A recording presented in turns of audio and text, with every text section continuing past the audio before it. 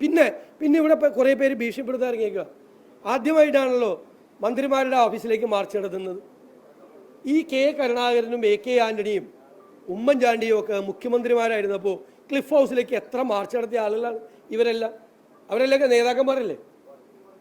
മന്ത്രിമാരെ വഴിയിൽ തടയുന്ന സമര സമ്പ്രദായം ഇന്ത്യയിൽ ആദ്യം കൊണ്ടുവന്ന ആരാണ്? CPM അല്ലേ? കരിങ്കൊടി കാണിക്കുന്ന പ്രതിഷേധത്തിനെതിരെ എന്തിനാണ് ഇത്ര ഇത്? അവർ പ്രതിപക്ഷ നേതാക്കൾ റോഡിൽ ഇറങ്ങുന്നുണ്ട്. പേടിപ്പിക്കുകയാണ്. പേടിച്ചു പോയെന്ന് പറഞ്ഞേക്ക് ഞങ്ങൾ പേടിച്ചു പോയെന്ന് പറഞ്ഞേക്ക്.